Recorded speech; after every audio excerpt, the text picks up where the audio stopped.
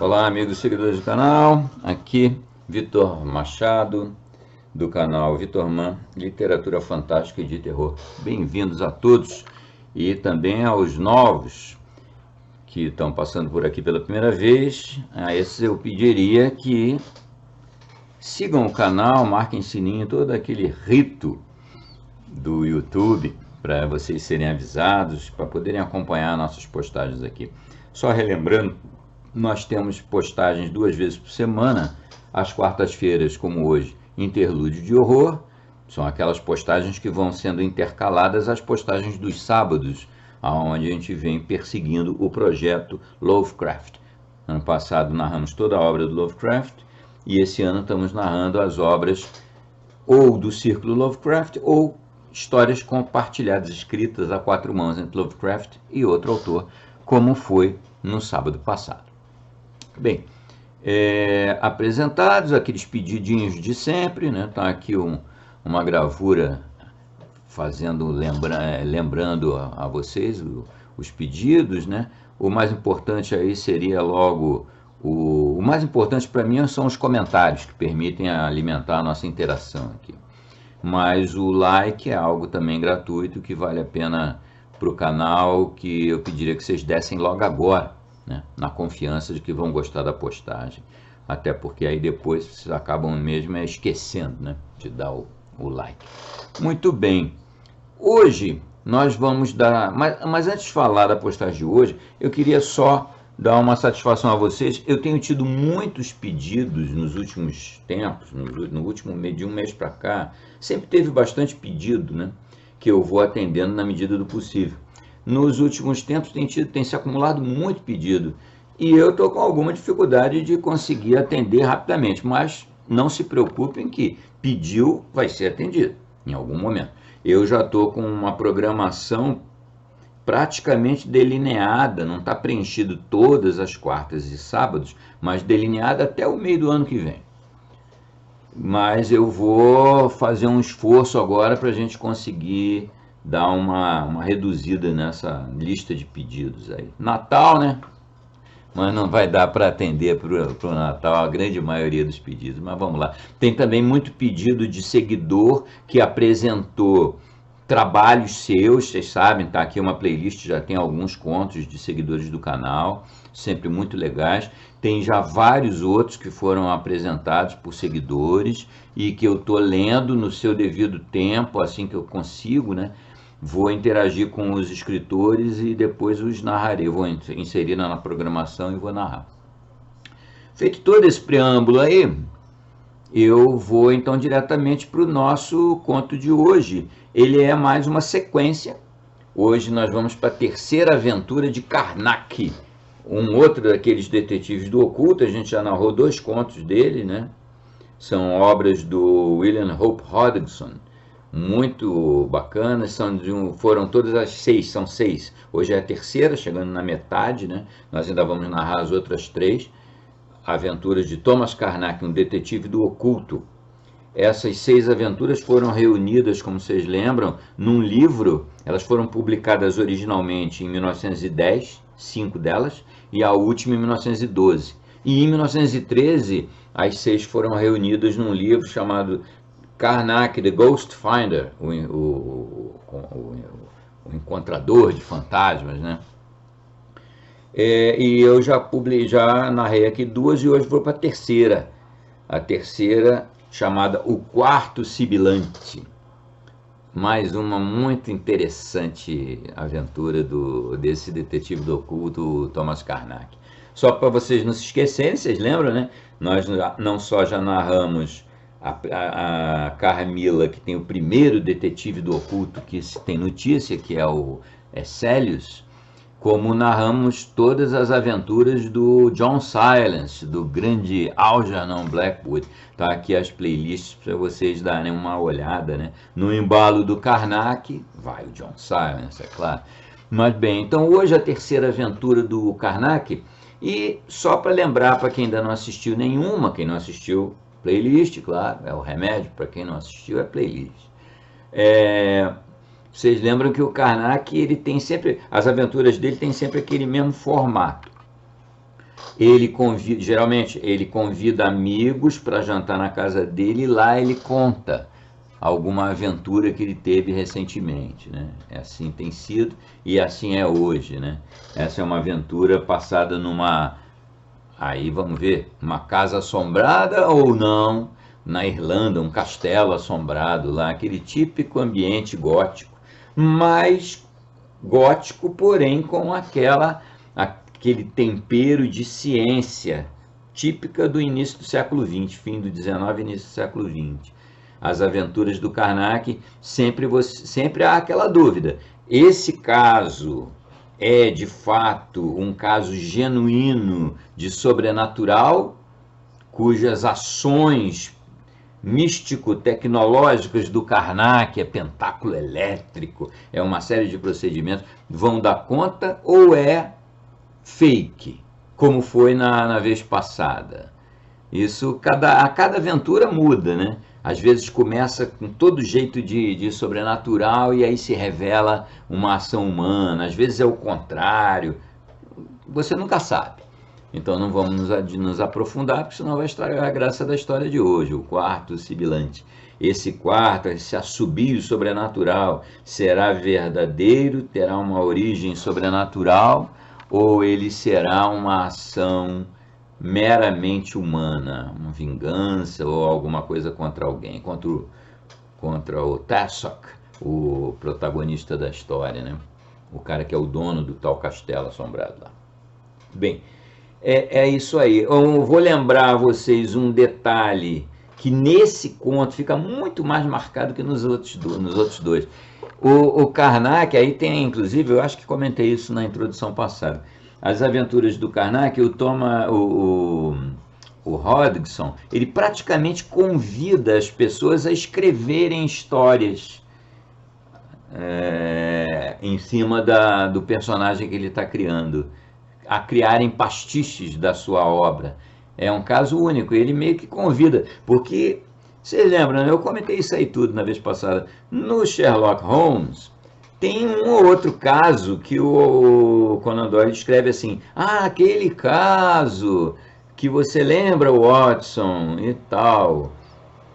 Mas isso é muito pouco, assim, muito, aparece pouco, aparece com alguma frequência, mas não é muito nas histórias do Sherlock Holmes. No Hodgson é muito, hoje ele cita aí, sei lá, uns 5 casos. Vocês lembram aquele caso tal, é que nem esse de hoje é como aquele outro, vocês lembram, né, o caso tal. Isso ele faz a todo momento nesse conto, é bastante recorrente. É claramente o autor pedindo, aí galera, vamos escrever um conto, esse conto aí, o caso tal, né? Isso é tipicamente Hodgson e é tipicamente Thomas Karnak. É a coisa mais curiosa, mais interessante que eu queria mencionar. Voltar a mencionar, né? Já tinha dito isso sem essa ênfase toda na introdução da história anterior. Mas é isso aí. Vamos lá então de O Quarto Sibilante, a terceira aventura de Thomas Karnak. Será sobrenatural ou será humano? Vocês vão saber daqui a pouquinho. E no final, não vou falar nada do final de semana, é Círculo Lovecraft, é frente já aberta, é autor adorado e é personagem também adorado e muito pedido, mas vamos deixar por enquanto assim, até que vocês vejam lá no Aviso à Comunidade o que vem para o próximo Sábado Lovecraft. Hoje, então, quarta-feira, Interlúdio de Terror, 18 de dezembro, Thomas Karnak, O Quarto Sibilante. Curtam, abração, saudações, fiquem bem.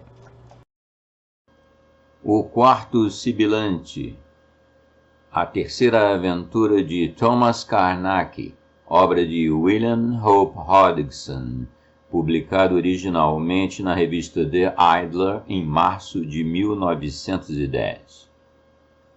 Karnak me cumprimentou calorosamente quando cheguei atrasado. Então, ele abriu a porta para a sala de jantar e conduziu a nós 4, Jessop, Arkwright, Taylor e eu, até a mesa. Comemos bem, como sempre, e também, como sempre, Karnak ficou bem calado durante a refeição. Ao final, levamos vinho e cigarros para os nossos lugares habituais, e Karnak, confortável em sua poltrona, começou a falar sem demora. Acabei de voltar da Irlanda de novo, ele disse, e pensei que vocês, camaradas, estariam interessados em ouvir minhas novidades. Além do mais, acredito que conseguirei ver as coisas melhor depois que contar tudo. Todavia, devo lhes dizer de início, até o presente momento, eu estou total e completamente empacado. Deparei-me com um dos mais peculiares casos de assombração, ou de algo demoníaco, que já enfrentei. Agora, escutem. Passei as últimas semanas no castelo Eastrai, a aproximadamente 30 quilômetros a noroeste de Galway.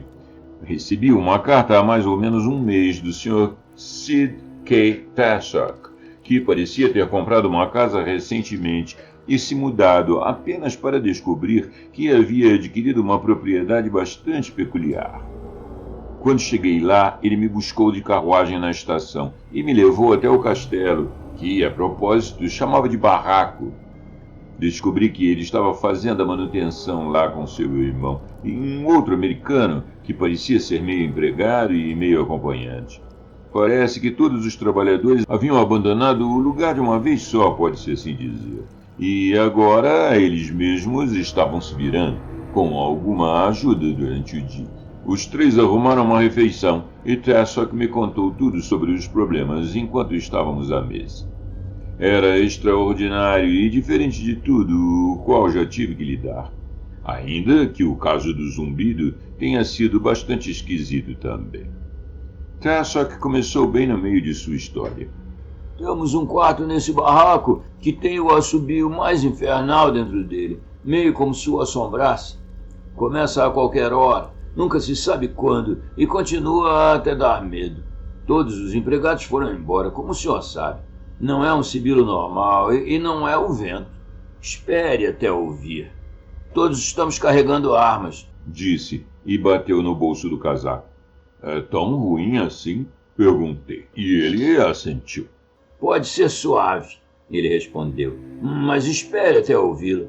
Às vezes, acho que é algo que veio do inferno, mas logo em seguida tenho certeza de que alguém está me pregando uma peça. Por quê? Perguntei. O que ganhariam lhe enganando? Você quer dizer que as pessoas geralmente têm uma boa razão para pregar peças elaboradas como essa? Bem, vou lhe contar. Há uma dama nesta província chamada Senhorita Donahue, que será minha esposa daqui a exatos 2 meses.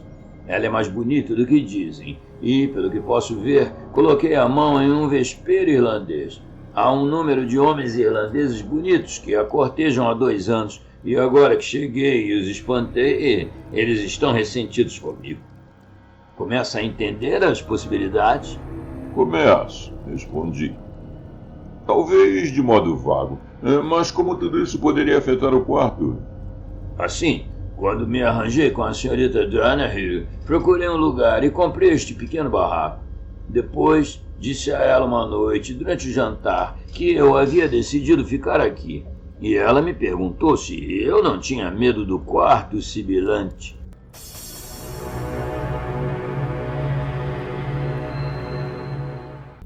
Disse a ela que deveria ser um bônus, pois eu nunca havia ouvido falar disso. Alguns de seus amigos homens estavam presentes e vi um sorriso se espalhar. Descobri, depois de questionar um pouco, que várias pessoas haviam comprado o lugar durante os últimos 20 e poucos anos e sempre estava de novo à venda depois de uma inspeção. Bom, os camaradas começaram a me provocar um pouco e sugeriram apostarmos que eu não ficaria 6 meses na casa. Olhei 1 ou 2 vezes para a senhorita Donahue para ter certeza de que estava compreendendo aquela baboseira, mas pude ver que ela não estava achando graça nenhuma. Em parte, acho, porque havia um pouco de desprezo no modo como os homens lidavam comigo, e em parte porque ela realmente acreditava nessa história do quarto sibilante. Contudo, depois do jantar, fiz o que pude para ficar quites com os demais. Cobri todas as suas apostas e humilhei-os de forma árdua e certeira. Acho que alguns deles ficarão bem afetados, a não ser que eu perca, o que eu não pretendo. Bom, agora você sabe quase toda a história. Não exatamente, eu disse a ele. Tudo que sei é que você comprou um castelo em que há um quarto que é um tanto estranho, de algum modo, e que você anda fazendo apostas. Também sei que os empregados ficaram assustados e fugiram. Conte-me algo sobre o tal Sibilo. Ah, isso. Disse Tassok. Começou na segunda noite em que estávamos aqui. Eu havia dado uma boa olhada no quarto durante o dia, como pode imaginar. A conversa em Arlestry, a residência da senhorita Donahue, fez com que eu me questionasse um pouco. Mas parecia tão normal quanto os outros quartos na velha ala, apenas um pouco mais solitário, talvez. Mas, quem sabe, fosse apenas pelo que se falou sobre ele.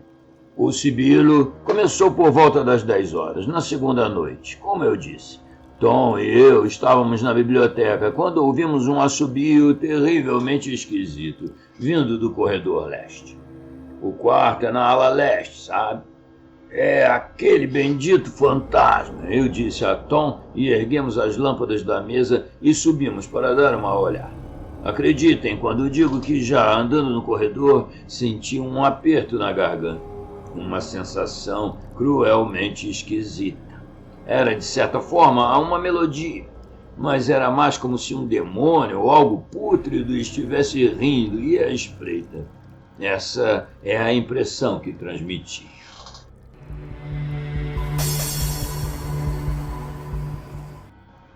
Quando chegamos à porta, não esperamos. Avançamos para abri-la e acreditem se quiserem, a coisa me atingiu bem no rosto. Tom, meio chocado e perplexo, disse que sentiu o mesmo. Olhamos em volta e logo ficamos tão nervosos que saímos e trancamos a porta. Descemos e tomamos uma bebida. Então nos recompomos e começamos a pensar que havíamos nos acovardado. Então pegamos bastões e fomos para fora, pensando que no fim das contas devia ser apenas um daqueles irlandeses fingindo ser um fantasma para nos assustar. Mas não havia nem pista de ninguém. Voltamos para a casa, andamos um pouco para lá e para cá, e então fizemos outra visita ao quarto. Mas simplesmente não aguentamos. Saímos correndo e trancamos a porta de novo. Não consigo colocar em palavras, mas eu tinha a sensação de estar de frente para algo que era terrivelmente perigoso.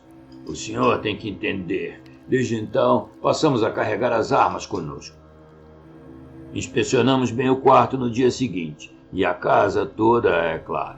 E até procuramos pelo terreno, mas não havia nada de estranho. Eu não sabia o que pensar, exceto pela minha parte sensata, que me diz que é um plano desses irlandeses selvagens para tentar me vencer. Fez algo desde então? Perguntei. Fiz. Ele respondeu. Procurei fora dos quartos à noite, busquei pelo terreno e sondei as paredes e o chão do quarto. Fizemos tudo o que podíamos e estava começando a me dar nos nervos, então chamamos você. Àquela altura, havíamos terminado de comer. Enquanto nos levantávamos da mesa, Tassok subitamente disse: Shhh! Ouçam! Ficamos imediatamente em silêncio, escutando, e então ouvi um extraordinário assobio ruidoso, monstruoso e inumano, vindo de longe pelos corredores à minha direita.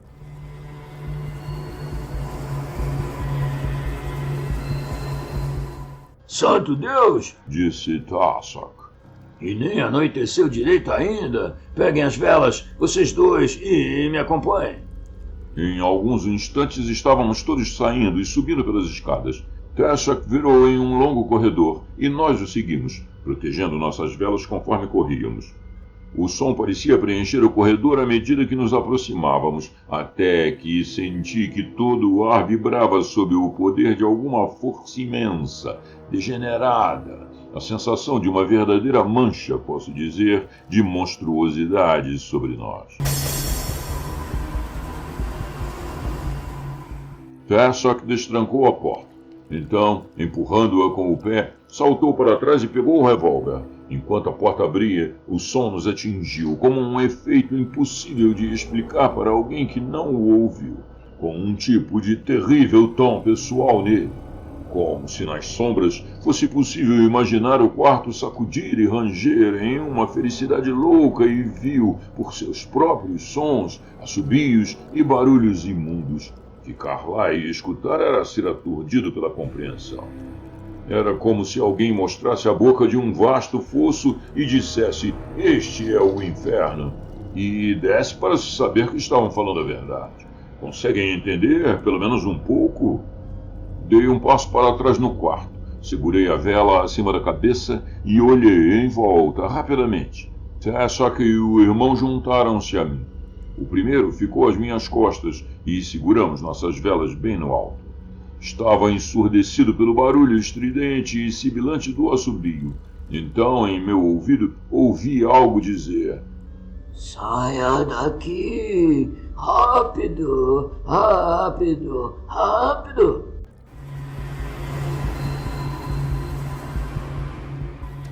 Como vocês sabem, camaradas, nunca ignoro esses tipos de coisa.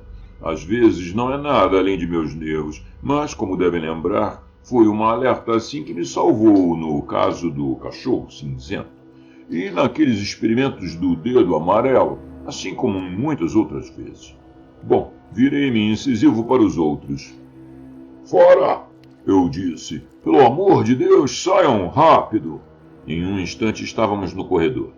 Houve um grito incrivelmente alto no horrível sibilo, e então, como o retumbar de um trovão, veio o silêncio absoluto. Bati a porta e a tranquei. Então, pegando a chave, olhei para os outros. Eles estavam bem pálidos e imaginei que eu também devia estar.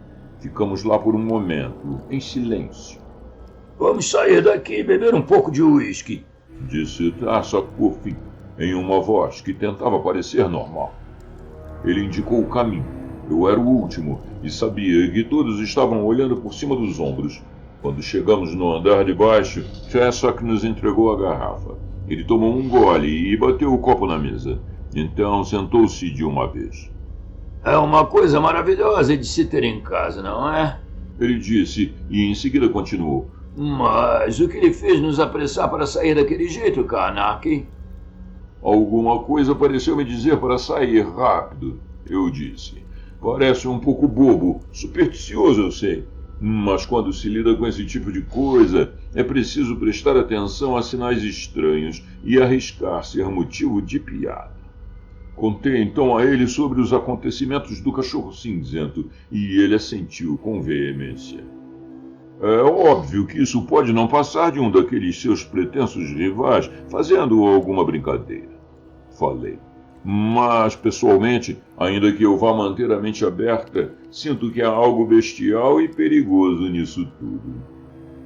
Conversamos mais um pouco e então Tassac sugeriu sinuca, que jogamos de modo meio distraído, a todo momento com um ouvido na porta para ouvir os barulhos, por assim dizer.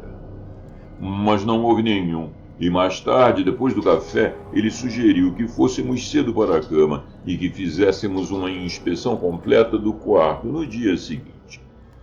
Meu quarto ficava na parte mais nova do castelo e a porta abria para uma galeria de quadros. No fundo da parte leste da galeria ficava a entrada do corredor da ala leste. Estava fechado por duas portas de carvalho, velhas e pesadas, que pareciam estranhas e antiquadas ao lado das portas mais modernas de vários cômodos. Quando cheguei ao meu quarto, não fui para a cama, mas comecei a esvaziar meu baú de equipamentos, cuja chave eu havia guardado comigo. A ideia era fazer 1 ou 2 passos preliminares de uma vez na minha investigação do extraordinário Sibilo. Naquele momento, quando o castelo estava tomado pelo silêncio, escapei de meu quarto e fui para a entrada do grande corredor. Abri uma das portas baixas e pesadas e direcionei o feixe de luz da lanterna pela passagem. Estava vazio. Saí e fechei a porta de carvalho atrás de mim. Então, fui pelo grande corredor, iluminando adiante e atrás de mim, mantendo sempre o revólver na mão. Eu havia colocado uma correia de proteção de alho no pescoço, e o cheiro parecia preencher o corredor e me dar segurança. Como sabem, isto é uma defesa maravilhosa contra as formas mais comuns de semimaterialização. que eu imaginava que podiam ser responsáveis pelo sibilo. Ainda que naquele ponto de minha investigação eu estivesse bem preparado para descobrir que havia causas perfeitamente naturais, visto que é surpreendente a enorme quantidade de casos em que se prova não haver nada de insólito. Além de usar o colar, eu havia tapado um pouco os ouvidos com alho e, visto que eu não pretendia ficar mais do que alguns minutos no quarto, esperava ficar seguro. Quando cheguei na porta e coloquei minha mão no bolso para pegar a chave, tive uma sensação repentina de medo repulsivo. Mas eu não me afastaria se assim pudesse. Destranquei a porta e virei a maçaneta. Então, dei um chute brusco, como Tashak havia feito, e peguei o revólver, apesar de não esperar que realmente tivesse alguma serventia. Apontei a lanterna ao redor do quarto e então entrei com um sentimento repugnante e terrível de caminhar direto para um perigo latente. Fiquei parado por alguns segundos, esperando. Nada aconteceu e o quarto vazio se mostrou desocupado de ponta a ponta. Então percebi que o cômodo estava preenchido por um silêncio abominável. Conseguem entender? Um tipo de quietude intencional tão repugnante quanto qualquer um dos barulhos imundos que as coisas conseguem fazer. Lembram o que lhes contei sobre aquela questão do jardim silencioso? Bom, esse quarto tinha o mesmo silêncio maléfico, o silêncio bestial de uma coisa que está olhando, mas que não é visível, e que pensa que te pegou. Reconheci instantaneamente e apontei o feixe da lanterna para que o quarto inteiro ficasse iluminado. Então, lancei-me ao trabalho, determinado, olhando ao meu redor. Selei 2 janelas com fios de cabelo humano e lacrei-as em cada canto. Conforme trabalhava, uma tensão estranha, pouco perceptível, tomou o ar do lugar e o silêncio parecia se tornar mais palpável, se é que conseguem entender. Sabia, a esta altura, que eu não podia ir lá sem uma proteção total, pois estava quase certo de que isso não era apenas uma manifestação aeire, mas uma das piores formas, como a Saiti, como no caso do Homem do Grunhido, que os senhores conhecem. Terminei de selar a janela e me apressei para a grande lareira. Era enorme e tinha um suporte de nome estranho se projetando de fundo do arco. Selei a abertura com 7 fios de cabelo humano, o 7º cruzando os outros 6. Então, logo quando estava terminando, um sibilo baixo e debochado cresceu no quarto. Um pinicar frio e nervoso me subiu pela espinha e pela nuca. O horrendo som preencheu o quarto com uma paródia extraordinária e grotesca de um assobio humano, alto demais para ser uma pessoa, como se algo colossal e monstruoso fizesse os sons suavemente. Enquanto ficava lá um instante pressionando o último selo, não tive dúvidas de que havia me deparado com um dos raros e terríveis casos do inanimado, reproduzindo atividades do animado. Peguei minha lanterna e fui rapidamente para a porta, olhando por cima do ombro e atentando-me para o que aguardava. Surgiu logo quando coloquei a mão na maçaneta um grito de raiva incrível e maléfico, cortando por entre o ruído baixo do sibilo.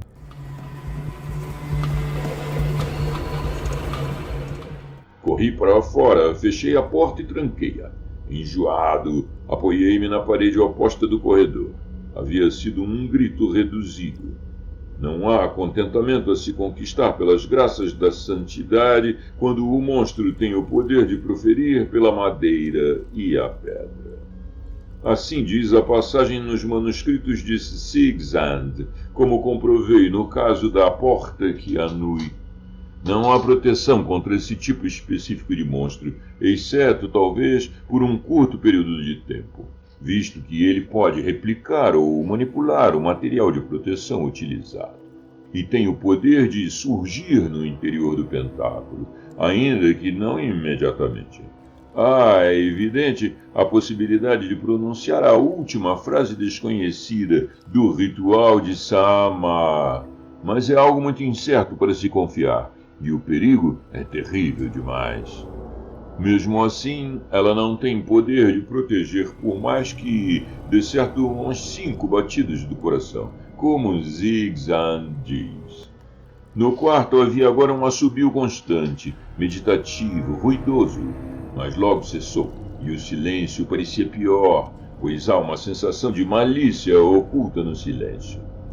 Pouco depois selei a porta com cabelos transpostos, inspecionei o grande corredor e fui para a cama. Fiquei deitado desperto por um longo período, mas acabei conseguindo dormir um pouco. Contudo, por volta das 2 horas, fui acordado pelo ruidoso sibilo do quarto vindo até mim, mesmo através de portas fechadas. O som era intenso e parecia pulsar pela casa toda com a sensação dominante de terror. Como se, lembro-me de pensar, um gigante monstruoso estivesse realizando um louco festival, sozinho, no fim do longo corredor.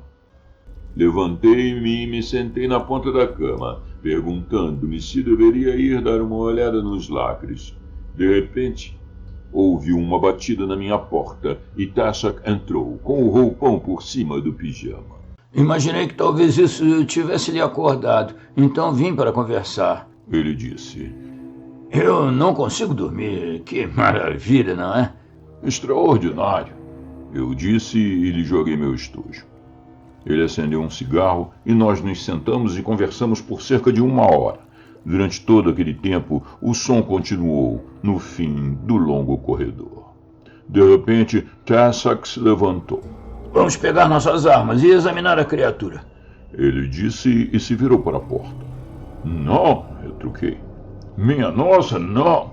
Não posso afirmar nada ainda, mas acredito que esse quarto é tão perigoso quanto se pode ser. Assombrado. Assombrado de verdade? Perguntou interessado e sem suas habituais brincadeiras. Falei a ele, é claro, que eu não podia dizer um sim ou um não definitivos para tal pergunta, mas que esperava conseguir uma resposta logo. Então, fiz-lhe uma pequena explicação sobre a falsa rematerialização da força animada pela inércia imaterial. Ele começou a ver um modo específico que o quarto poderia ser perigoso se realmente fosse objeto de uma manifestação.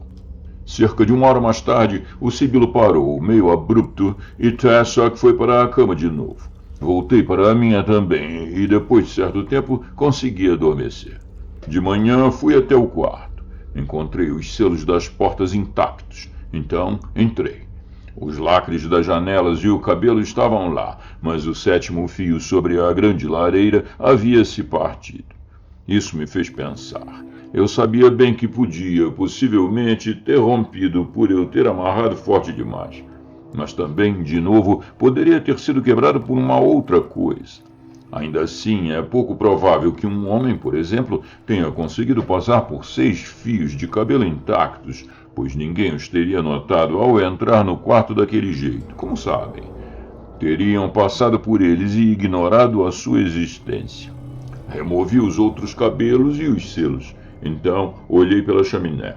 Ela ia até lá em cima, e eu conseguia ver o céu azul no topo. Era um duto grande, aberto e livre de quaisquer sugestões de lugares ocultos ou cantos. Todavia, é óbvio que eu não confiava em uma inspeção casual, e depois do café, vesti meu sobretudo e subi até o topo, examinando toda a extensão. Mas não encontrei nada. Então desci e explorei o quarto inteiro, chão, teto e paredes, delineando-o em quadrados de 20 centímetros e sondando com o martelo e o estetoscópio. Mas não havia nada de anormal. Depois fiz uma busca por 3 semanas no castelo desse mesmo modo, mas não encontrei nada. Fui além então. À noite, quando o sibilo começava, fiz um teste com um microfone. Vejam, se o assobio fosse produzido mecanicamente, este teste teria me mostrado o trabalho do equipamento, se fosse algo escondido dentro das paredes. Era certamente um método moderno de análise, se me permitem dizer. Evidentemente, eu não achava que qualquer um dos rivais de Tassoc havia colocado algum aparelho mecânico, mas achei que fosse possível que houvesse algo, feito anos atrás, produzindo o assobio, talvez com a intenção de dar ao quarto uma reputação que garantisse que ele ficasse livre de gente curiosa. Entende o que quero dizer? Bom, é óbvio que era possível, se fosse o caso, que alguém soubesse o segredo do equipamento e estivesse se utilizando disso para pregar essa peça infernal em Tassoc. O teste do microfone nas paredes certamente teria me mostrado isso, como eu disse, mas não havia nada desse tipo no castelo, de forma que praticamente não havia dúvidas de que era um caso genuíno do que popularmente se chama de assombração. Todo esse tempo, a cada noite, e às vezes durante a maior parte da madrugada, o sibilo ruidoso do quarto era intolerável. Era como se uma consciência soubesse que havia medidas sendo tomadas contra ela, e gritasse e fizesse barulho em um louco e irônico desprezo. Digo a vocês, era tão extraordinário quanto era horrível. Uma vez após a outra, eu ia andando na ponta dos pés, de meias, silenciosamente, para a porta selada, pois eu sempre mantinha o quarto lacrado. Eu ia a qualquer hora da noite, e frequentemente o assobio dentro parecia mudar para um tom brutalmente maligno, como se o monstro meio-vivo me visse abertamente pela porta fechada.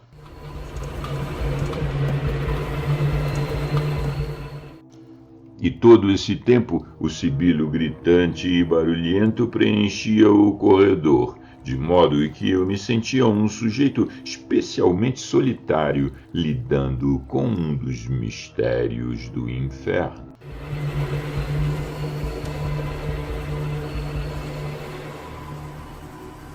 Todas as manhãs eu entrava no quarto e examinava os cabelos e os selos. Senhores, depois da primeira semana, eu havia colocado paralelamente cabelos por todas as paredes do quarto e pelo teto. Mas pelo chão, que era de pedra polida, coloquei pastilhas pequenas e incolores, com a parte aderente para cima. Cada uma era numerada e estavam arrumadas de acordo com uma ordem, para que eu pudesse traçar os exatos movimentos de qualquer coisa viva que cruzasse o chão. Vocês podem ver que nenhum material ou criatura viva poderia ter entrado no quarto sem deixar muitos indícios para mim. Mas nada foi tocado e comecei a pensar que eu deveria arriscar uma tentativa de passar a noite no quarto, no pentáculo elétrico. Entretanto, percebam, eu sabia que seria algo insano de se fazer, mas eu estava ficando empacado e pronto para tentar qualquer coisa. Uma vez, por volta da meia-noite, rompi o lacre da porta e dei uma olhada para dentro. Mas digo-lhes, o quarto inteiro deu um grito louco e parecia vir na minha direção em um imenso ventre de trevas, como se as paredes se expandissem contra mim.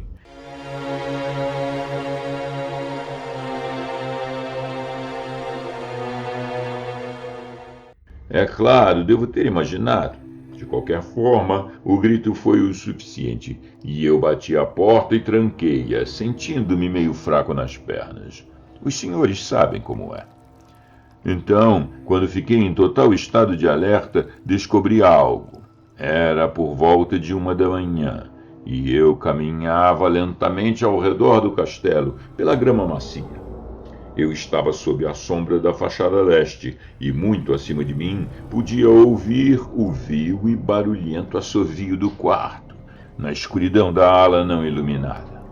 Então, subitamente, um pouco adiante, ouvi a voz de um homem falando baixo, mas evidentemente alegre. Pô, George, só vocês mesmo, camaradas, mas eu não me importaria de trazer uma esposa para casa nisso. Foi dito no tom erudito irlandês. Alguém começou a responder, mas houve uma exclamação expressiva e então uma correria, e ouvi passos seguindo em todas as direções. Evidentemente, os homens haviam me notado. Por alguns segundos fiquei ali, me sentindo um grande estúpido. Afinal, eles estavam por trás da assombração. O quão tolo aquilo me fazia parecer. Eu não tinha dúvidas de que eram alguns dos inimigos de Tassoc. e eu havia sentido em cada um de meus ossos que havia pegado um caso real, ruim, genuíno. E então, sabem, ocorreu-me a memória de centenas de detalhes que me fizeram ficar em dúvida de novo. De qualquer forma, quer fosse algo natural ou não, ainda havia muito a ser elucidado. Contei a Tassoc na manhã seguinte o que eu havia descoberto, e a noite toda, durante 5 noites, vigiamos de perto a ala leste, mas não havia nenhum sinal de alguém vagando por lá.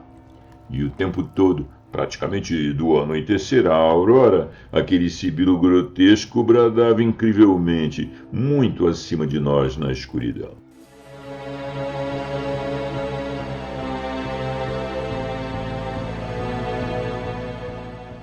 Na manhã, após a quinta noite, recebi um telegrama daqui, que me trouxe para casa no barco seguinte. Expliquei a Tassoc que eu era obrigado a voltar por alguns dias, mas disse a ele para continuar vigiando os arredores do castelo. Certifiquei-me bem de uma coisa, e foi de fazê-lo realmente prometer que nunca entraria no quarto entre o pôr do sol e o amanhecer. Expliquei que de uma forma ou de outra ainda não sabíamos nada definitivamente. Se o quarto fosse o que havíamos pensado em primeiro lugar, seria muito melhor para ele morrer a entrar lá após o anoitecer. Quando cheguei aqui e terminei meus compromissos, pensei que vocês, camaradas, gostariam de saber disso. Também queria elucidar algumas questões em minha mente.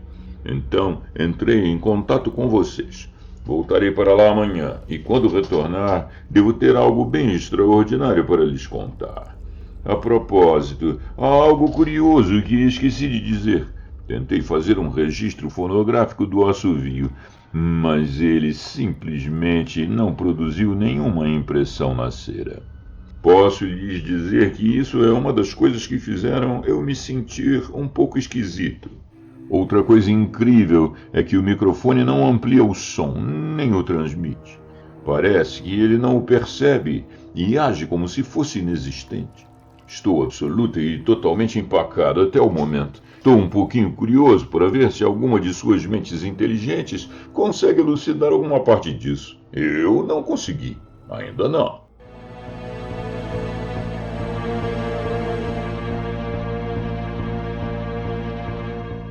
Ele então se levantou. Boa noite a todos, ele disse e começou a nos conduzir abruptamente, mas sem ser ofensivo, para fora. Uma quinzena depois, ele enviou cartas para cada um de nós e certamente não me atrasei desta vez. Quando chegamos, Karnak nos levou direto para o jantar e quando terminamos e ficamos confortáveis, ele começou novamente de onde havia parado. Agora, apenas escutem, pois tenho algo bastante estranho para lhes contar. Cheguei tarde da noite e caminhei até o castelo, porque não havia avisado que estava voltando. A lua estava brilhando, de forma que a caminhada foi mais prazerosa que qualquer outra coisa. Quando cheguei lá, o lugar estava escuro, e pensei em dar uma volta do lado de fora para ver se Tassoc ou o seu irmão haviam ficado vigiando.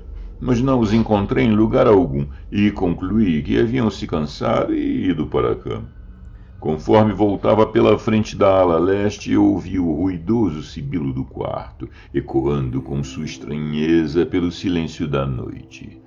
Lembro-me de que havia uma nota esquisita nele, baixa e constante, estranhamente meditativa. Olhei para a janela, iluminada pela luz da lua, e tive uma ideia repentina de trazer a escada do estábulo e tentar dar uma olhada no quarto, pela janela. Com isso em mente, procurei por trás do castelo, vagando por entre vários cômodos, e acabei encontrando uma escada comprida e muito leve, ainda que, sendo bem sincero, fosse pesada para apenas uma pessoa carregar. Primeiro pensei que nunca iria conseguir ajeitá-la. Consegui, por fim, e apoiei as pontas silenciosamente contra a parede, um pouco abaixo do peitoril da janela mais larga. Então, sem fazer barulho, subi a escada. Naquele momento, meu rosto estava acima do parapeito e eu, solitário e sob o luar, olhei para dentro.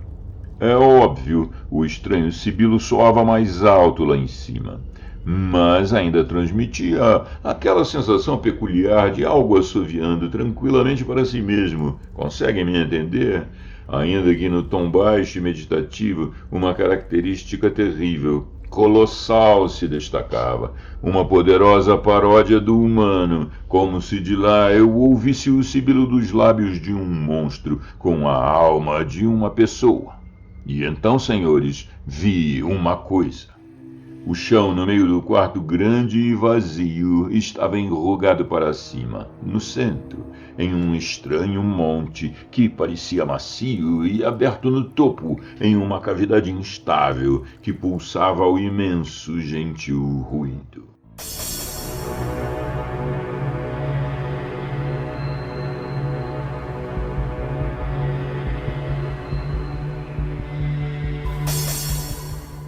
Por vezes, conforme observava, eu via o puxar do monte dentado abrindo-se em uma sucção estranha, interna, como se estivesse fazendo um enorme sopro. Então a coisa se dilatava e movia os lábios mais uma vez ao som da incrível melodia. Subitamente, enquanto encarava, mudo, ocorreu-me que a coisa estava viva. Eu estava olhando para dois lábios enormes e escuros, empolados e brutais, ali sob a suave luz da lua.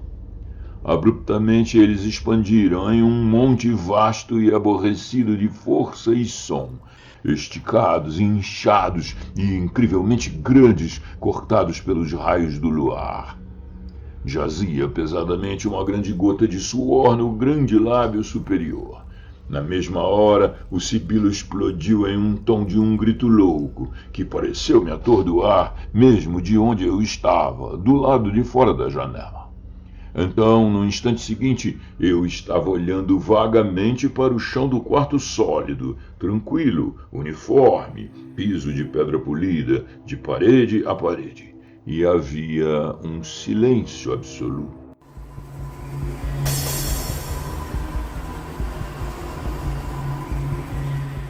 Vocês podem me imaginar, senhores, olhando para o quarto silencioso, sabendo o que eu sabia. Senti-me como uma criança enojada, assustada, e queria descer discretamente as escadas e fugir. Mas naquele mesmo momento ouvi a voz de Tessok me chamando de dentro do quarto, pedindo ajuda. Ajuda? Meu Deus!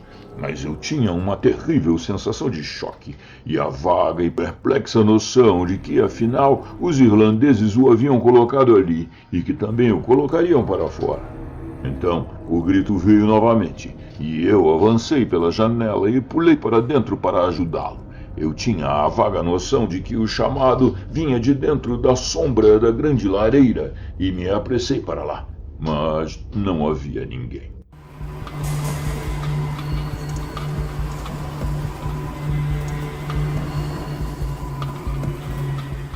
Tessok! Gritei, e minha voz soou vazia pelo imenso cômodo. Então, em um instante, eu sabia que Tessok nunca havia me chamado. Virei-me morto de medo na direção da janela, e enquanto fazia isso, um assustador e estridente berro sibilante irrompeu pelo quarto.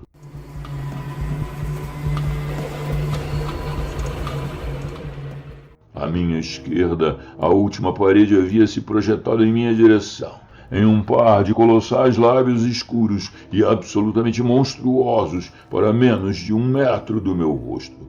Procurei em um instante alucinado por meu revólver, não para aquela coisa, mas para mim mesmo, porque o perigo era 1000 vezes pior do que a morte. Então, de repente, a última frase desconhecida do ritual de Sama foi sussurrada de modo audível pelo quarto. Instantaneamente, aconteceu o que eu só havia visto uma única vez. Houve uma sensação, como se pó caísse contínua e monotonamente, e eu sabia que minha vida pendia incerta e suspensa em um instante de uma breve e vacilante vertigem de coisas ocultas. Então, aquilo acabou e eu sabia que poderia viver. Meu corpo e alma se reuniram novamente, e vida e poder vieram a mim. Corri furiosamente para a janela e me atirei para fora de cabeça, pois posso lhes dizer que havia parado de temer a morte. Colidi com a escada e escorreguei, tentando agarrar algo. Então, de algum jeito, cheguei vivo no chão. E ali fiquei sentado, na grama macia, molhada, com o luar à minha volta. E muito acima, pela janela quebrada do quarto, soava um assobio baixo. Aquilo foi tudo. Eu não estava machucado. Caminhei até a entrada e bati na porta para acordar Tassoc. Quando me deixaram entrar, tivemos uma longa conversa enquanto tomávamos uísque, pois eu estava totalmente abalado, e expliquei as coisas do melhor modo que pude. Disse a Tassoc que o quarto teria que ser derrubado e cada fragmento queimado em um alto forno, erguido sobre um pentáculo. Ele assentiu. Não havia nada a ser dito, então fui para a cama. Reunimos um pequeno exército para o trabalho, e dentro de 10 dias aquela coisa maravilhosa havia virado fumaça, e o que restou foi calcinado e limpo. Quando os homens estavam removendo o apainelamento, é que tive uma boa noção do início daquela formação bestial. Acima da grande lareira, depois que os vastos painéis de carvalho haviam sido derrubados, descobri que um arabesco de pedra havia sido colocado na alvenaria, no qual uma inscrição em céltico antigo dizia que aqui neste quarto fora queimado Dian Tiansai, bobo da corte do rei Alzof, que fez a canção da tolice sobre o rei Enor do 7º castelo. Quando consegui compreender a tradução, entreguei-a a Tassoc. Ele ficou extremamente animado, pois conhecia a velha história, e me levou à biblioteca para dar uma olhada em um pergaminho que contava o acontecimento em detalhes. Depois descobri que o incidente era conhecido no interior, mas sempre foi considerado mais uma lenda do que uma história. E ninguém parecia sequer ter sonhado que a velha ala leste do castelo Yastrai fosse os vestígios do antigo 7º castelo. Do velho pergaminho, compreendi que algo bem ruim havia sido feito há muitos anos. Parece que o rei Alzof e o rei Ernor haviam sido inimigos pelo direito ao trono, pode-se assim dizer. Nada além de pequenos ataques foram feitos por qualquer um dos lados por anos, até que Dian Tiansai fez a canção da tolice sobre o rei Ernor e a cantou para o rei Alzof. E ele apreciou tanto que deu uma de suas damas para o bobo da corte desposar. Naquele momento, todas as pessoas da área conheciam a música, e então ela chegou ao rei Ernor, que ficou tão bravo que declarou guerra a seu velho inimigo. O castelo e o rei foram tomados e queimados, mas ele levou Dian Tiansai, o bobo da corte, para seu próprio palácio, e, tendo arrancado sua língua por causa da música que compôs e cantou, aprisionou-o no quarto na ala leste, que evidentemente foi usado para propósitos desagradáveis.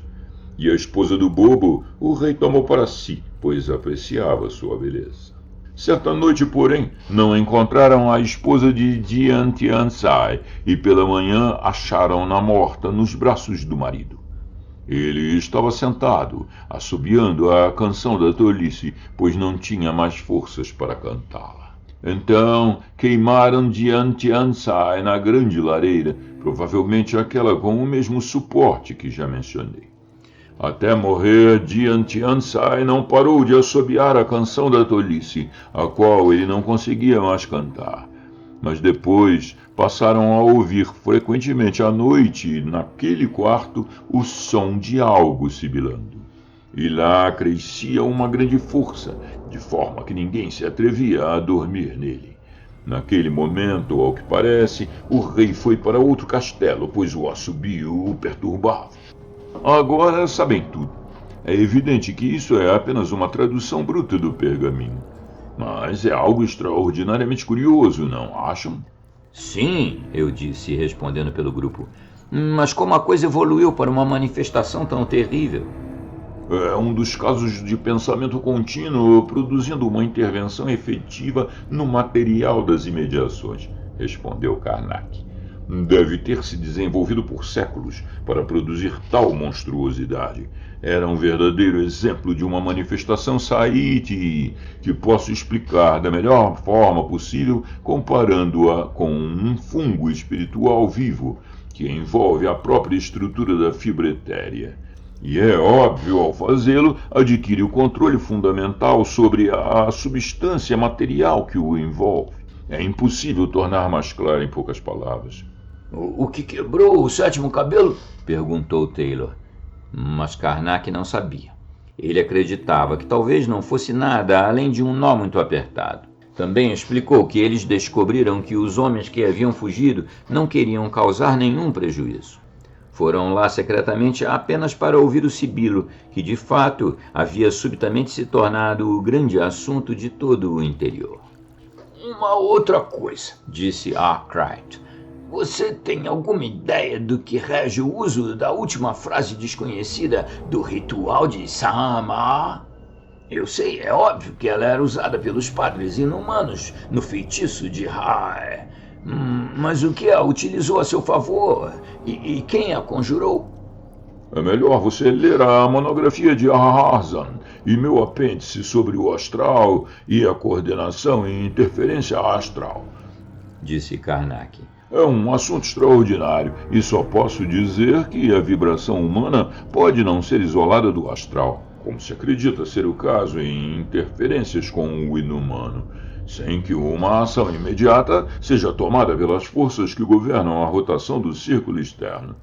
Em outras palavras, está se provando, uma vez após a outra, que há uma inescrutável força protetora constantemente intervindo entre a alma humana, não o corpo, vejam bem, e as monstruosidades exteriores. Fiz-me entender? Acho que sim, respondi. E você acredita que o quarto se tornou a expressão material do antigo bobo da corte, que a alma dele, apodrecida com o rancor, havia se tornado um monstro, hein? Perguntei. Acredito, disse Karnak assentindo. Acho que você compreendeu meus pensamentos corretamente. É uma estranha coincidência que a senhorita Donahue seja supostamente a descendente, como ouvi depois, do próprio rei Anoa. Isso nos faz pensar algumas coisas interessantes, não é? O casamento chegando e o quarto acordando para uma nova vida. E se ela tivesse entrado naquele quarto alguma vez, não é mesmo? Aquilo estava esperando há muito tempo. Pecados dos pais. Sim, eu pensei nisso. Eles vão se casar na próxima semana e eu serei o padrinho, que é uma coisa que eu detesto. E ele ganhou as apostas. Apenas imaginem se ela tivesse entrado naquele quarto. Bem assustador, não é? Ele anuiu obstinadamente e nós quatro assentimos de volta. Então ele se levantou, nos levou até a porta e nos colocou para fora, de modo amigável, para o aterro londrino e o ar fresco da noite. Boa noite, respondemos e fomos para nossas casas. E se ela tivesse entrado, hein? E se tivesse? Foi bem nisso que fiquei pensando. Fim.